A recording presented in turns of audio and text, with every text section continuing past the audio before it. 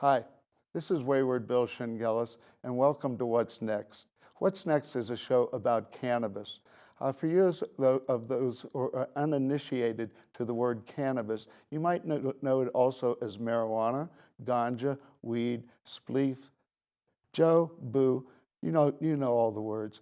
It's about cannabis. Cannabis is a plant. It comes in 3 varieties: rudialis, sativa, and indica. It has a world of good and can save the world. We can make fuel out of it. We can make our clothing. We can use it recreationally. We can use it medically. It's time that cannabis comes to the forefront, and that's what this program's about. So I hope you enjoy What's Next. Welcome to What's Next with Wayward Bill. Today's lighted up news is featuring cannabis clubs in Colorado. Before Amendment 64, we had marijuana radio, hemp hood lab, and if you were in the right spot at the right time, a few other party places that allowed smoking reefer. For medical patients, we had the High Times Cup 1 and 2 and the famous meet and greets, but you had to have your red card to participate. Today in Colorado, we have open to the public 21 years and older recreational cannabis clubs. In Colorado Springs, we have Studio 64 and Club 710. They have only the best buds, the best entertainment, and always the best people. You can like them on Facebook at Studio 64 and Club 710. In Lafayette, we have the Hive Co-op, the first cannabis-friendly coffee and tea shop. Here, you bring your own cannabis. It's a $5 cover charge and a 1 ounce limit of green. Don't forget your ID, and you do have to be 21 years and older. The owner has been quoted saying she wants the co-op to be a neighborhood gathering spot where people can unwind, have a cup of coffee, smoke a joint, and just be surrounded by good healing energy. I dare anybody to light it up anywhere, maybe even a public restroom. Just kidding. You didn't hear that from me. Save it especially for a cannabis club. Here in the Mile High, we have Club 64. Join us for the rest of the show as our scheduled guests, Chloé Villano and Rob Corry, will be speaking more about Club 64. We also have as a scheduled guest, Max Montrose and his undercover DUID video. Thanks for watching Lighted Up News. I'm Crystal. Stay tuned for your host with the most, Wayward Bill Shingelis. Smoke weed. It was like...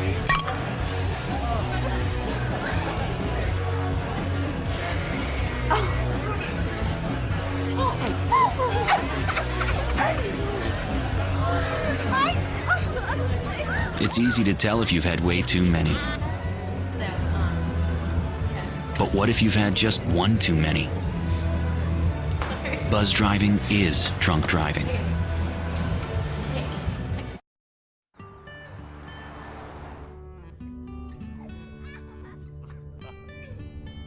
They say that when you're facing extreme danger, your life flashes before you.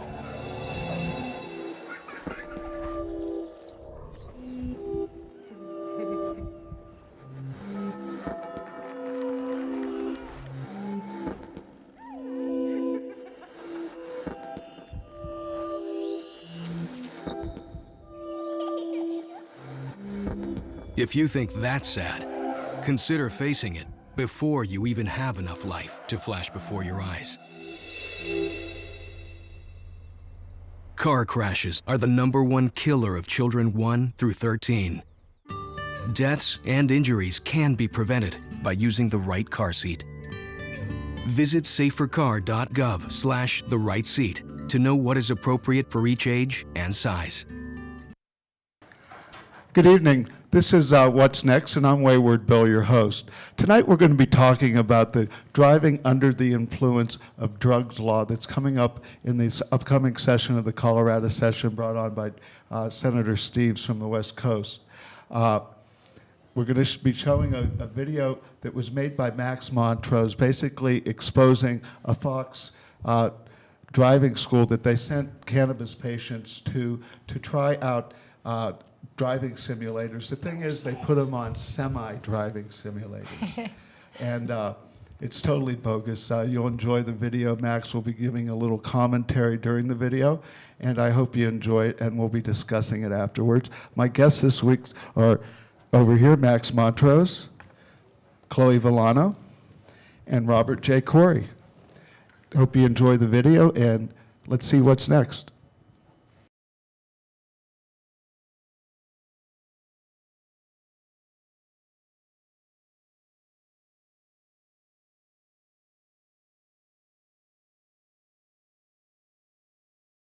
Colorado voters will decide if marijuana should be legalized. If it passes, marijuana would be regulated the same way as alcohol. That's right, but right now there is no standard to determine if you're too stoned to drive while under the influence of marijuana. State lawmakers have proposed limits to set a standard, but many argue those tests wouldn't be accurate enough to determine impairment. Tonight, we're answering your questions by putting that proposed state standard to the test. Fox 31 Denver's Mark Meredith is live with the shocking results of our one-of-a-kind investigation. Mark? Libby, as you know, it was just yesterday that state lawmakers voted down this most recent attempt that would regulate how much marijuana a driver out on Colorado's roads could have in their system. But there's no doubt that this is an issue that's not going away anytime soon, especially when it comes to how much is too much. That debate rages on. Today, I am taking a driving simulation test for Fox 31 News after I take in some THC as a legal medical marijuana patient. I'm doing this to try to help prove a point that THC in your system is way different from having alcohol or other pharmaceuticals in your system, and it's something that needs to be taken a look at more seriously. Will someone taking marijuana put themselves or you in danger on the road? We wanted to find out for ourselves. So we set up a test using a simulator, police officer, and a group of volunteers. Ranging in age from their early 20s to their mid-60s, our volunteers let us test not only their driving skills, but their THC levels both before and after taking their marijuana. Got it. I guess the reason why I'm telling you this and why I bought this little camera is because for some reason I've got this little funny feeling that Fox is going to edit this footage to a bias that's not going to be truthful for the cannabis community. And just in case, I'm going to try to film everything that they film so that if they do skew the reality of the situation with this driving test, that we can put the truth and the information out there. So this should be a pretty interesting and exciting day. Just yesterday, Colorado lawmakers narrowly voted down a new law that would have made it illegal for a person to drive with a specific THC level known as Delta 9 concentration. If passed, any Colorado driver would have been considered impaired if they had more than 5 nanograms per milliliter of marijuana in their blood. It's all variable on the person. Sarah Nill is a phlebotomist who routinely checks for drugs in blood. Before we even started our driving test, a surprise. We found at least 2 of our volunteers would be considered impaired under the recently proposed state standard, even though they hadn't smoked or ingested marijuana all day. So that I can go back to sleep, which is so much THC concentration that there's got to be more than 5 nanograms active Delta 9 in my system. Meet Max, a 23-year-old eager to try our test, and even though he had not smoked his medical marijuana all day, the blood test shows he's already above that 5 nanogram milliliter proposed limit. When I medicate, I actually come back down to what you would consider a more normal state. Now, I would never advocate in a million years anyone to drive intoxicated on anything for any reason. Overall, I feel like I was a little more calm, a little more stable, and I felt like I drove a whole lot better that time.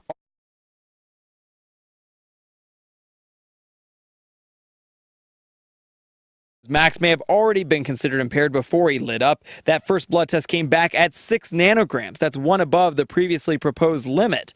But after smoking for us, that number increases 5-fold to 32 nanograms. Somebody who smokes on a regular basis for a year is going to be able to handle more than somebody who doesn't. So when I wake up in the morning and I'm no longer medicated, I've had a great rest of sleep, I get in my car and I get pulled over because my emission sticker hasn't been updated, and I have a pipe in my car that stinks because of the resin.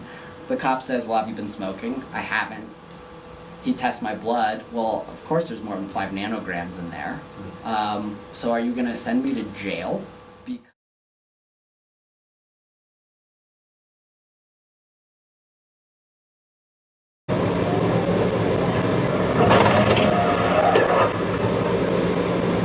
though I had a green light, he crashed into me. Is that okay? Alright, we need.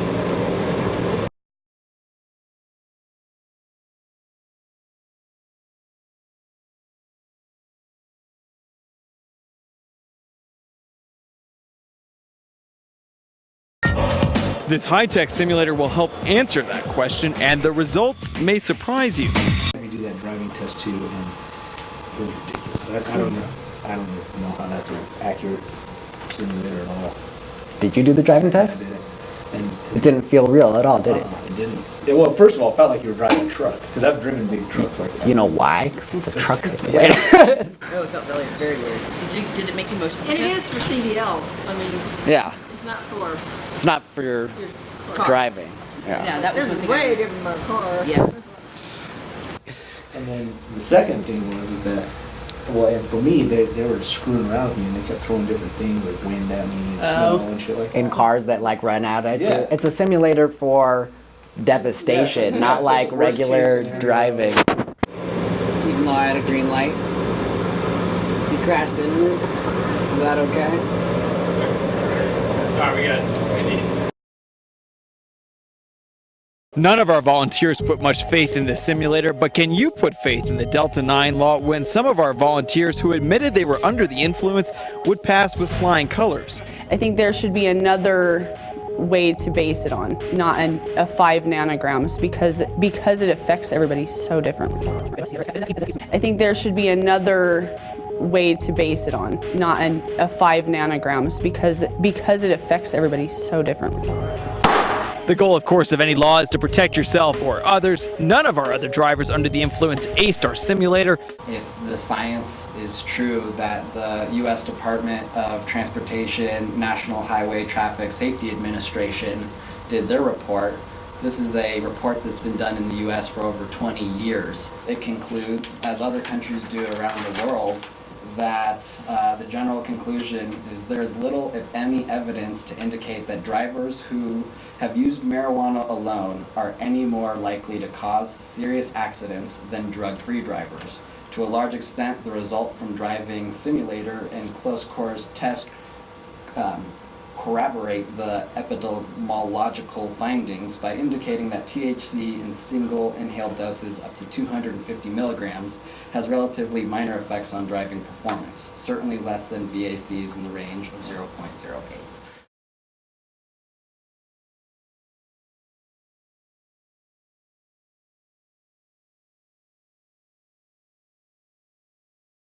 Certainly was an interesting test. Were the people that took the test, were they surprised by the results?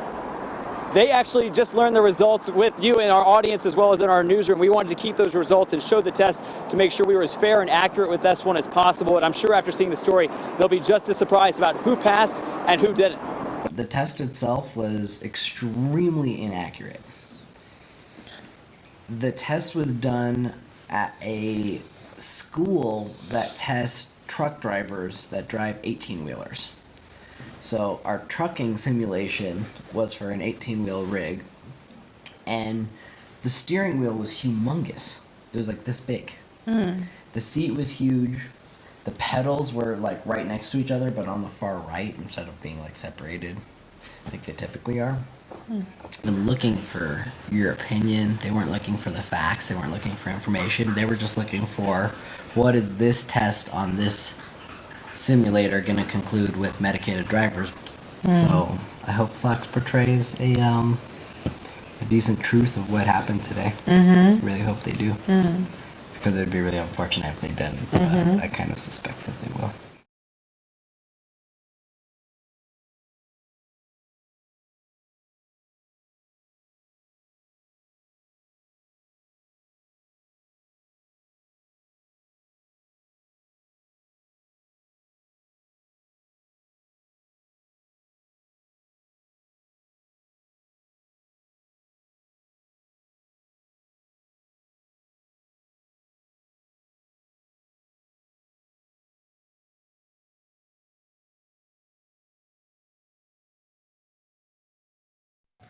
Welcome back, folks. We just watched Max Montrose's expose video from Fox News, combined with Fox News's video. Max, were you paid to carry that camera in there? Absolutely not. In fact, I lost a little money purchasing the camera. And you did it wholeheartedly as an activist, correct? I knew Fox was not going to portray the truth, and I had to be prepared to show the truth no matter what. That's great. And explain some of the things like your nanogram level. So first of all, they tested us before and after our driving simulator by our blood. And what the phlebotomist proved was that I was at 6 nanograms before I smoked cannabis, and that had been 24 hours. So under the previously proposed 5 nanogram bill, I would have been over the legal limit 24 hours after I'd smoked my last time. And then when I did smoke, I was, I believe, within the 30s or 40 range. That's amazing. And Rob, what can we do as activists to get a higher nanogram level off of Senator Steve King there of Grand Junction? You know, that's a good question. I mean, this bill has come and been killed time after time, and you know, I think we need to fight this bill this time around, activists out there, because marijuana is not like alcohol as far as it affects you and impairment in driving. Putting a number on it is junk science. I mean, it's utterly junk science, and so we do have to fight this, and I maybe we'll win again. It seems like God is probably on our side. And can I point out a point on you saying junk science? The National Highway Traffic Safety Administration, which is a federal entity that does tests on driving, did a 20-year study on driving under the influence of cannabis. And in 1993, they concluded that it is impossible to determine a person's impairment based on blood plasma levels of THC. Everyone's different, every herb is different, and it affects everyone so differently. What Rob is saying is absolutely correct. You cannot have a blood level that determines this is what impairment means. Now, this bill's coming up in the Colorado Senate again, and Rob just said that, you know, we all need to get out there and fight it. Now that we have Amendment 64, regulate marijuana like alcohol, everybody in this state that uses marijuana is now suspect, not just the medical marijuana patients. And it's if you're going to follow the rules of A64 and not drive impaired, you need to participate in your government and help us crush this bill. We're going to talk a little more about it. What are your thoughts, Chloe? I think that it's definitely an issue. I know they have the per se bill that's coming up that we're trying to fight, you know, which will give us a little bit more leeway. But I think scientifically, we really need to put out the research that's going to, in the end, tell us how these blood levels and how it's affecting each person individually. We're actually having a symposium on it on the 17th at Castleman's, so we'll have the Department of Transportation there, and that'll be interesting to hear. And that's correct. At Castleman's down there at 2620 Walnut Street. On what date? January 17th. January 17th. Our symposiums, we have an icebreaker. Normally beforehand, they start at 6 o'clock. The panel normally starts at 7. And we hope that you come down and participate and learn something about this DUID bill. Because if you're a marijuana smoker, it is going to affect you. Can I ask a question for Rob Corry and Chloe and the whole table? Here's my number one question when it comes to the new THC DUI bill. I understand that cannabis being legal in the state of Colorado is a new thing, and why so many people are concerned about people having the freedom to use cannabis and then driving under the influence, and I understand that that's a pressing issue. My number one question is, because the science proves that you can't determine it based on blood levels, what's the problem with the current situation with giving someone a roadside test and determining, if someone should be allowed to drive a motor vehicle, why wouldn't you give them a motor skill test? Look, if someone is driving stoned and they reek of weed and a cop gives them a motor skill test and they can't pass, you know what? Throw them in jail. You shouldn't be able to drive a car. You're a danger to me, all of us. Yeah. But what happens when, why can't there be a motor skill test that determines DUID like there is currently? If you get pulled over right now, cop smells herb, and he tests you, you can get a DUID today based off of these standards. Why are we wasting so much time, energy, and resources on this proposed bill? And this is the 4th year in a row this bill has been proposed. It's been demolished 3 times previously. And I think that's because our senators had their heads on straight, knew that the science didn't back it up, and we didn't have enough information. What's the problem with the current standard of determining DUID? It is such a good question because, the existing law is sufficient right now to protect the public, because I've tried these cases. People go to court and they are convicted sometimes with levels as low as 7, 4, 5 nanograms. That does happen. And then there are other cases I've tried where a person was acquitted with a level of 10 nanograms.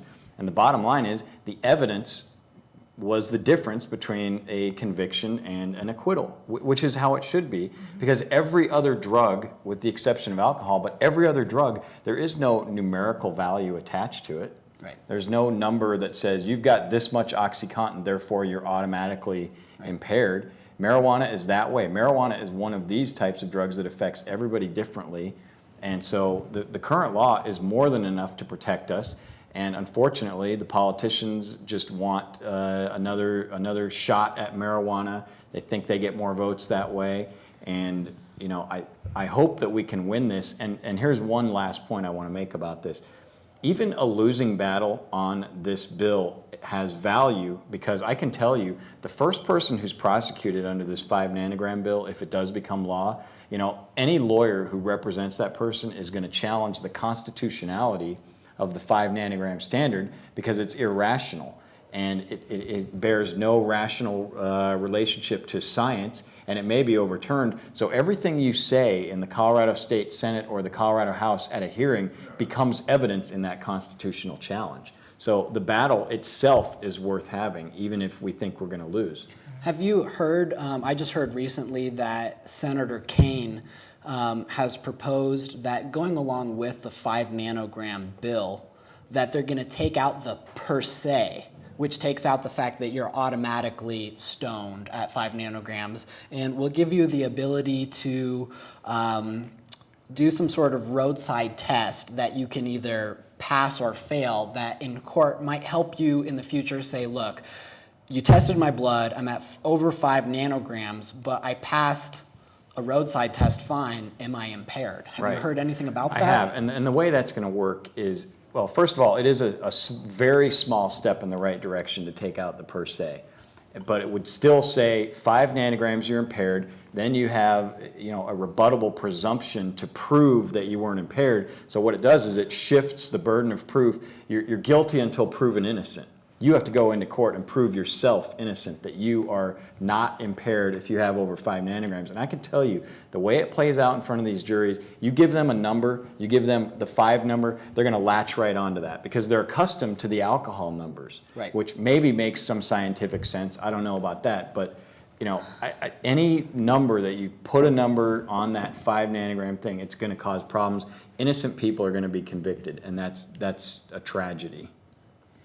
Now, Max, I don't know whether William Breeze covered it or if it was Michael Roberts, but Fox blatantly denied any wrongdoing in this. How do you feel about that?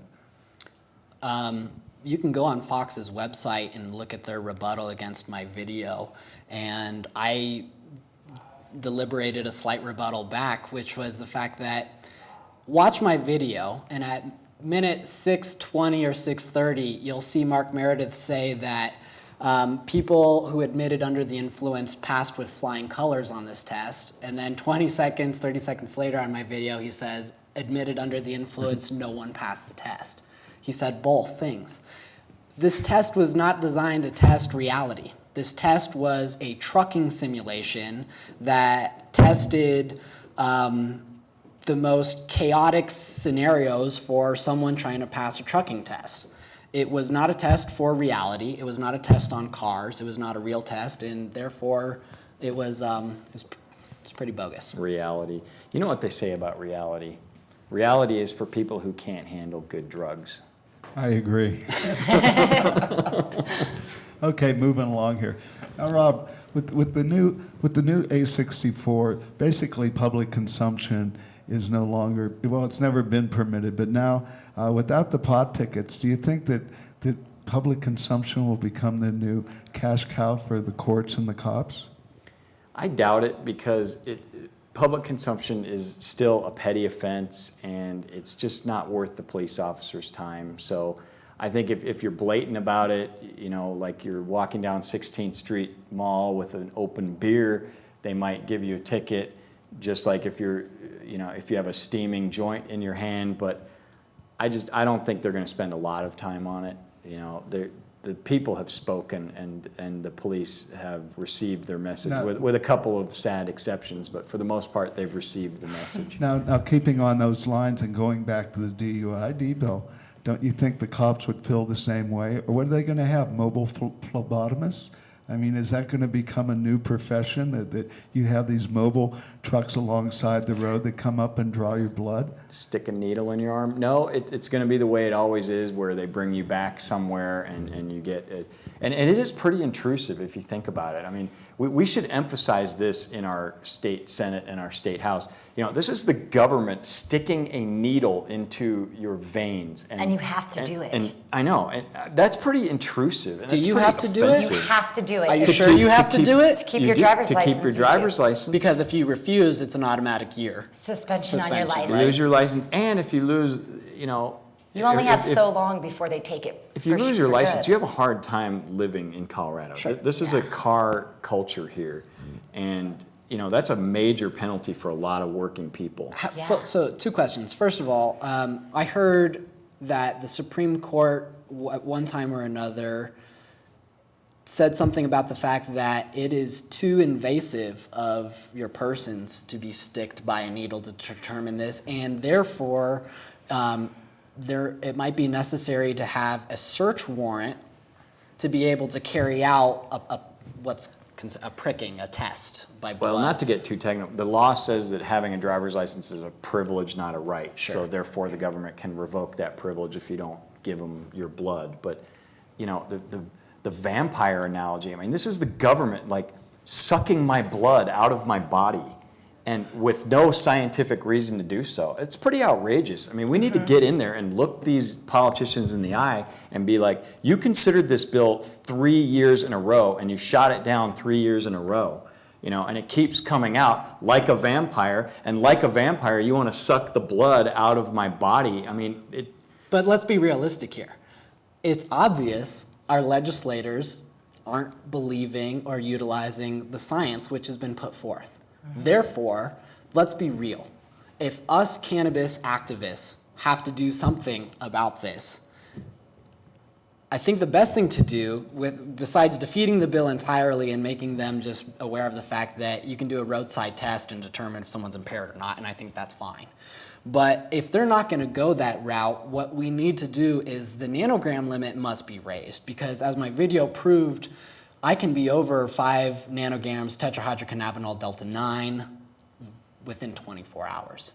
So if the limit was 25 nanograms, I could be a medical marijuana patient, I could smoke my medicine, I could be intoxicated like I need to be, and then when the effect goes away, I'll still be over 5 nanograms, but guess what? I'm not intoxicated. I'm not a danger. Right. Can we not do that? Can we not like tap the legislators on the shoulder and be like, hey man, Oh, yeah. about 25 I think you instead should of tell them 5? Because it's not reasonable. I think we should tell them that, but I'm a little worried about suggesting any number, because I think the idea of putting a number on it is junk science. I mean, honestly, there are people who have 25 nanograms who probably aren't impaired. There are patients who use large amounts of cannabis and they get significant benefits from it. We have all these creams and all these edibles that people eat, and they make their all these levels a lot higher. Guess what? I'm a 10-year cannabis smoking veteran, and I'll be the first person to tell you I can smoke as much marijuana as I can physically take, and I don't feel like my balance or depth perception or timing is impaired. And the thing is let's take 1 gram of marijuana, let's split it in half. Let's give half to Chris Romer and half to me. Chris and I both smoke the same amount of cannabis. A phlebotomist takes our blood. Guess what? Chris and I are both over 5 nanograms, but we're at the exact same level. But because Chris Romer doesn't smoke marijuana, it's going to treat him like a half a gallon of vodka, and it's going to treat me like a cup of coffee. I'd like so to who's see that impaired? test, by the Who's way. I impaired? would love to see that. Can we not do this test? I'll volunteer. Look, Fox already got me free once. Let's volunteers. go. You heard it here first. A challenge to Chris Romer. Come on, a Chris. smoke off. Let's do it, It's a buddy. smoke off. That's right, Chris Romer. We're on you again. You know, it's a great idea. Something has to be done. And I think that that's what we have to do is we have to push for something like that. Can I propose a very a risque idea? Sure. What is it? You know, I've seen other studies that suggested that the U.S. federal government paid for this THC DUI study to be conducted in Holland, where it's legal for drivers to use cannabis in a controlled test. And what they figured out was that compared to sober, drunk, and stoned drivers, technically under their test conditions, stoned drivers performed better than sober and drunk off of 2 main reasons. They, 9 times out of 10, drive slower and with a further distance of a car in front of them. Therefore, there is science out there that suggests that in some cases, for people who have developed a tolerance, it might make you a safer driver than not. What about that? That is the federal government. Yeah, and from what I understand, Germany has a 15 nanogram limit for their blood draws for cannabis. And hasn't Washington State already passed a 5 nanogram? Yeah, that came in Initiative 502, and they have a 5 nanogram blood draw. It was one of the things that they used to sell the law. You know, and also the fact that they can't grow like Coloradans can. That's true. Well, that was one of the reasons most people were against it in Washington, because of that 5 nanogram rule. Right. So there was a whole no on 502. When I was understand. But not enough. Majority rules. Well, legalization, DUI. You know, it's kind of like. When I was in middle school and high school, they were. Okay, guys, we need to take a short break here, and we'll be right back with you. Back, Have folks. you heard of Coloradans for Cannabis Patient Rights? Do you know we are Colorado's only medical cannabis assistance program? With our team of sponsors, we offer a comprehensive sliding fee scale for medical cannabis patients on low and fixed incomes. For a list of sponsors, please visit us at www.c4cpr.org or leave a message at 719-271-8430. Also, join us on Facebook, Coloradans for Cannabis Patient Rights. Okay, we're back, folks. We've been discussing the Colorado DUID bill and Max Montrose's expose for Fox. We're going to move along here now, and we're going to talk about the new cannabis clubs that are springing up around Colorado. Chloé Villano and Mr. Robert J. Corry here. We're the first ones out of the gate because the poor guy down in Del Norte at the White Horse Inn, his landlord pulled the lease. Unfortunately for him, he caused a little too much excitement down there in that little spot on the globe, and so he didn't get to have it. But Chloé and Rob managed to pull it off. They had it at an undescribed location, which I know which it is, but and I didn't make it. I already had other plans for New Year's Eve. But tell us about your first night. Well, it smelled like freedom, and it was just a beautiful thing. It's definitely freedom. I mean, it was the long realized dream of a lot of people in our state, that we would have this kind of thing that we could enjoy together and to share this moment together. It was so special, and it was a great way to ring out 2012, which is a historic year in Colorado, because that's the year that prohibition of marijuana ended, and to ring in 2013, which is going to be an extremely exciting year. I mean, so much is going to be happening. I won't even have time to smoke marijuana. I'm going to be so busy. Oh, I'm sure you'll find time. Yeah, maybe I'll make time. It was amazing opening the club. Well, I talked to Robert Twyler down in the Springs earlier today, and he runs Studio 64, Club 710, and it's kind of like Club 64. I hate to use these words, but a floating crap game. Basically, it moves from spot to spot, and they've been doing that for a while down there, kind of like our patient meet and greets here. How soon do you think before Denver has a permanent location? Not long. That is in development. Yes, it is. Which is our dream. Which if we could get that, if we could get a foothold, then we're set. And how do you think that the city and county are going to handle that? Well, read about it in the Denver Post. I mean, they said they said it's legal. They said they had no comment. They said, well, let's defer to the task force, meaning the 64 task force, not the drug task force. Interesting, they both call them task forces, but you know, they really, and they have not contacted me. They know where I am. It's not like we were hiding this idea. I mean, they didn't show up. We had no problems whatsoever. There were no fights. Everybody there was just in awe, even the reporters, because they were finally able to see that people are social and that they want to be together when they smoke. But to play devil's advocate, can we suggest that this is the case because it is not legal at the same time it is legal, because we're still in this balancing point where we're trying to figure this out? I was at the Colorado Marijuana Task Force meeting in Golden this Monday, and you know, they were still talking about, hey, if 64 is going to go through and if we're going to really do this, are we going to adopt House Bill 10-1284 to regulate this, or are we going to adopt a state-controlled alcohol-like scenario, which has still not been decided? And of course, the task force is under pressure with a time constraint because at the end of February, they are going to have to come up with a set of rules that they're going to have to agree upon, correct? This has happened before this agreement has happened. So first of all, thank you for putting yourself out there and pushing the envelope, because every one of us cannabis activists appreciate everything that you do. And we really appreciate both. Like, this is awesome. And is it safe to say you guys are the first, not in the state, but in the United States of America? Are you not the first cannabis lounge? We might be the first in the United States of America. But it's true that it still hasn't been, it still has not been. And that's 100% recreational thumbs up, right? lounge. Are we still in the? Well, you know, silence is consent. And I mean, as the country song says, you know, if my phone ain't ringing, I assume it still ain't you. And the city attorney has not called me.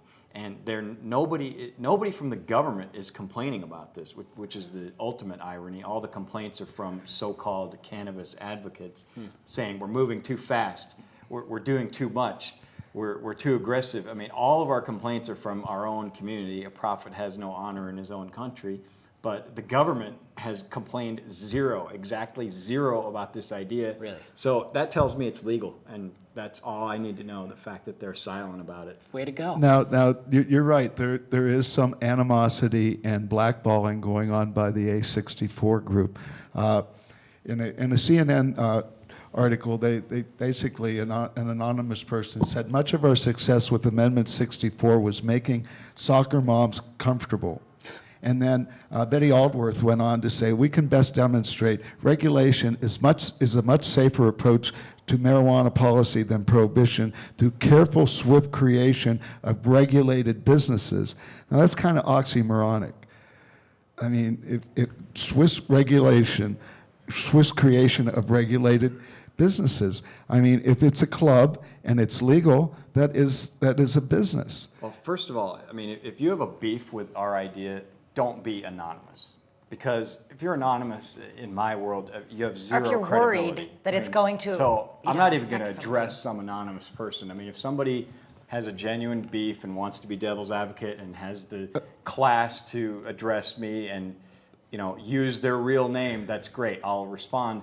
And then as far as, you know, Ms. Aldworth's comments, as a soccer dad myself. Well, the anonymous one was children, the soccer one. The other one about the regulated businesses was Well, Betty. I am a parent, and I have 4 daughters who are beautiful. And if I thought that this club in any way hurt my daughters, there would be no way I'd be doing this.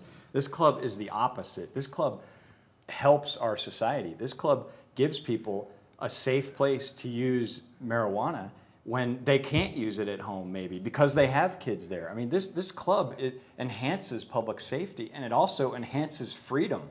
I mean, this is about freedom, and there is nothing wrong in the United States of America with the pursuit of happiness. I mean, that is the reason that this country was founded. So, you know, if people think we're moving too fast, don't come to the club.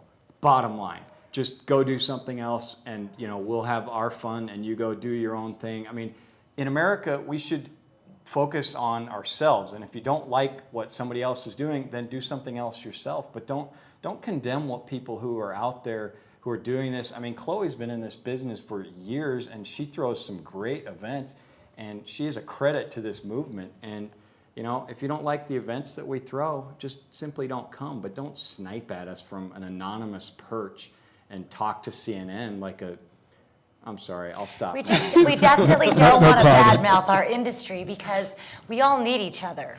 So if we want to be free together, and that's what we're talking about, we want to be able to come together as if we were, you know, listening to good music and be able to smoke the best marijuana that we've grown on our own or share with each other. Why can't we do that and enjoy each other's company and be free together and be who we are without being judged, especially within our own community, which is why I refuse to say anything, you know, negative back. I can understand the fear of, you know, as we're going through these laws, and I think that Rob and I have, you know, advocated enough for this industry that people know we're responsible and that we're going to encourage responsible behavior as well. But it's fun. I mean, let's make it fun. It doesn't always have to be so damn serious, you know? Amen, sister.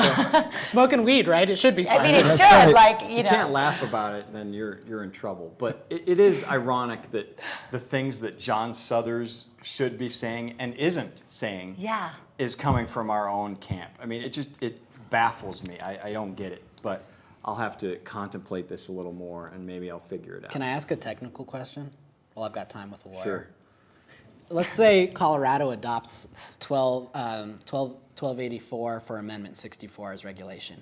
There is a clause within there that says, and I remember protesting with you, Bill, on the Capitol building about this one specifically, where there's something in 1284 that says that you cannot smoke cannabis on the premises where cannabis is sold, and we're talking about dispensaries. No medication on premises. Right. So let's say you've got your club. Can I walk into your club and purchase cannabis at your club and use it on premises, or will I have to go to another retailer, purchase my cannabis, and then use your club as a safe haven to smoke it in a private setting? Currently, Second. the second. She's like the second. Currently, you can't purchase cannabis at Club 64.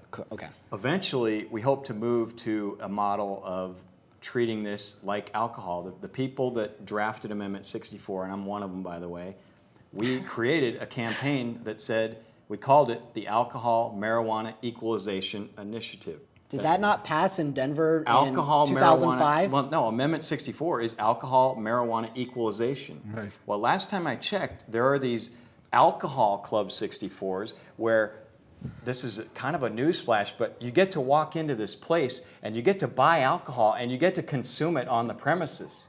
It's called a bar. You get to say, hey, Lance, what are you doing? What do you like to drink? And there are thousands of them all over the state of Colorado, Right. and there is nothing wrong with a bar, and that's what we will have with Club 64 if the true intent of the Alcohol Marijuana Equalization Initiative is followed.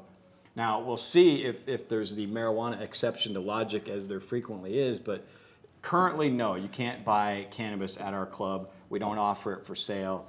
And that's unfortunate, but that is the current law, but eventually we'll move to a position where we can, and there will be someday, I'm hoping, as many cannabis clubs as there are alcohol clubs in Colorado. That's our vision. We don't own this idea of a cannabis club, and in fact, truth be told, it's really not even that radical of an idea. I mean, we have all been part of dozens, if not hundreds, of cannabis clubs during the course of our lifetime, namely a bunch of adults. Every Grateful Dead show. A bunch of adults getting together and Yeah. using cannabis together. I mean, it's Exactly. not a radical concept. It's been around for thousands of years, Right. and it will be around for thousands of years. And so, you know, all we did was put a label on it and make it cool and sexy, but it's not a hugely We just radical said, idea. this is the cool thing to do, Yeah. and we're all doing it. And so everybody said, well, we And the wanna... sooner people realize that, the better off we'll be. And it is. It's safer, 100% safer than alcohol, in consumption. So it's, I mean, what are we so scared of? If we're going to regulate it like alcohol, then why would they want House Bill 1284? Unless they want to regulate it like in medical all honesty, marijuana. because when 1284 came out, it was for medical marijuana, right? But there's Right. nothing in 1284 that's for a medical patient. If you read 1284, everything is about business and the state benefiting. Therefore, maybe I'm just assuming, but I assume that 1284 was really made for 64 because it has nothing to do with medical marijuana. It doesn't regulate medicine. It regulates how the sale of the medicine is conducted. Okay. Therefore, I would just imagine that might be the case. Now, one of the things 1284 took away was social medicine in the dispensaries. Do you think with the advent of clubs that patients will once again be able to use at the dispensaries, that we might be able to fix that so people that live in HUD housing, the homeless, have a place to go to medicate? I mean, it's not all covered, but we as patients and recreational users should think about that. This is the end of our show. I'd like to thank everybody for coming tonight. No? Okay. Take a break. We're taking a short break, and we'll be right back, folks. Time distortion. See you soon. Hi. You ready? No, he said Greg Raleigh, and I'm double mic'd in case one breaks. And you're watching WMMJ TV. Adios. Have you heard of Coloradans for Cannabis Patient Rights? Do you know we are Colorado's only medical cannabis assistance program? With our team of sponsors, we offer a comprehensive sliding fee scale for medical cannabis patients on low and fixed incomes. For a list of sponsors, please visit us at www.c4cpr.org or leave a message at 719-271-8430. Also, join us on Facebook, Coloradans for Cannabis Patient Rights. Okay, we're back, folks, and sorry for the little confusion. This is our premiere show, and we're definitely getting the bugs ironed out here. I'd like to thank Max Montrose for coming this evening and sharing his video. This is a turnaround for me and Max. Max used to run Medicinal Marijuana TV and got to do a show with me once. My best and closest confidant, Miss Chloé Villano. I really appreciate everything that you do for the industry, and I like your attitude about, even though they're blindsiding you, you're standing tall, and you're gonna hold steady. And Rob, you're the best freedom fighter out there, dude. I mean, I really love you, man. But thanks, Mr. Cannabis. Yeah, hey, Bill, thank you Yes. so much for having us on your show. Yes, And congratulations on a premier cannabis show in the state of Colorado. That's awesome. Both of you guys, congratulations on the first cannabis club, recreational, in the United States. So thank you, the three of you, for everything that you guys have done. Thanks. And to my audience, I'd like to thank you for tuning in tonight. This isn't our permanent time slot yet, so stay tuned to Facebook and also to Denver Open Media to see what time What Next will appear. It's What Next? You have 5 minutes. Oh, I have 5 minutes. So as we continue here, what would you like to talk about, guys? Let's go back to the social medicine thing. Do you know that in 1284 they cut out the social medicine where you could go in and vaporize it at your local dispensary, and that was great for people that lived in HUD housing, and for parents that couldn't medicate at home, just like your clubs. And do you think that will come back? I mean, do you think we have a chance that if clubs spring up, that patients will once again be able to do social medicine, because it is a very healing experience to sit there and share and talk about your illnesses and what's going on. That's such a good point, and not only a healing experience, and now since we're expanding beyond medical into recreational and the pursuit of happiness, this is a political movement, and even though we won this huge battle overwhelmingly by 10 points with the voters of Colorado, the political movement still continues, and one of the essential aspects of any political movement is the ability to organize and associate in groups and trade ideas and and trade our passion with each other. And 1284 took our movement and segregated us and shoved us into the corner and said, don't you dirty pot smokers get together. You go slink off to your corners in your homes. Don't dare getting together. Well, 1284 should be on the ash heap of history. And I think it will be. And I think 64 is going to reopen legal social marijuana use where people get together and we do it together. Not only do we enjoy each other's company, we trade ideas, we can organize. There is no limit. Businesses. There is no limit to what we can do when we get together and talk about ideas. And yes, sometimes those ideas are cannabis influenced. And yes, sometimes it does enhance your thinking, just like alcohol can do that. Alcohol can be a conversational lubricant, and that's a good thing, and there's nothing wrong with that. But our club is mostly young professionals. It's not a bunch of gangsters who just, I mean, it's very, I think just the whole social stoner look that people see out there because they're used to seeing people who are, you know, if you're standing on the side of the street smoking, you obviously have a lot of guts. You don't really care what everybody thinks. So business people aren't just out there doing it, but there is a different world. I think people have kind of misconstrued with socially. Well, the thing that I'm kind of afraid of is listening to the last task force meeting. There's no in between 1284 and a state-run system, and to me, I don't think it's possible for the state to run a marijuana system under the Controlled Substance Act of 1972. Therefore, I believe that they think that the only other idea that's in place is 1284 because we've practiced with it for a couple of years, and they've only got a month to go. So for them to come up with a brand new 64 regulation, like we're kind of hoping for, I don't know if it's going to happen. So I don't think they're going to do the state-run thing. I just have a feeling like 1284 might be the model for 64. I'm not saying it should be. I'm just having a feeling it might turn out that way. It might be. That may be what the legislature tries, but there's a couple reasons why it won't get away with it because... Okay, we need to kind of wrap it up here. All right. Tonight we've been discussing the DUID bill, and I'd like to talk a little more about that before we close out. We need a lot of people to get organized. We need you to write your congressmen, to write your representatives and your state senators, and we need to quash this bill. It is very important. If you got time, find out when the hearings are. Come up and testify, you know, and make yourself heard. We need to end the DUID bill, and we need to put Senator Stephen King in Grand Junction in his place once and for all. Done deal. And how many minutes do I have? I agree. 30 seconds. Okay, folks, I'd like to thank everybody for tuning in tonight to What's Next, and be sure to tune in next week to find out what's next. I'd like to thank Max, Chloe, and Robert again, and my name's Wayward Bill, and good night. Good night. Good night. Thanks for Funding for tonight's show has been provided by Natural Remedies is Low-Dose Dispensary, conveniently located at the corner of 16th and Market Street in downtown Denver. Parking is validated at the parking garage on 17th and Market.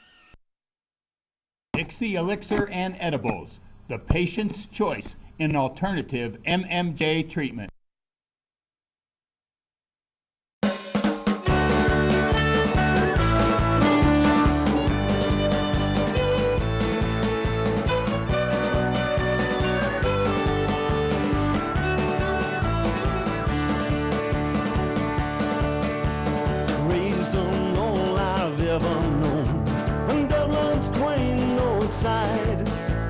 Traffic took me for the moon once the Visa card arrived.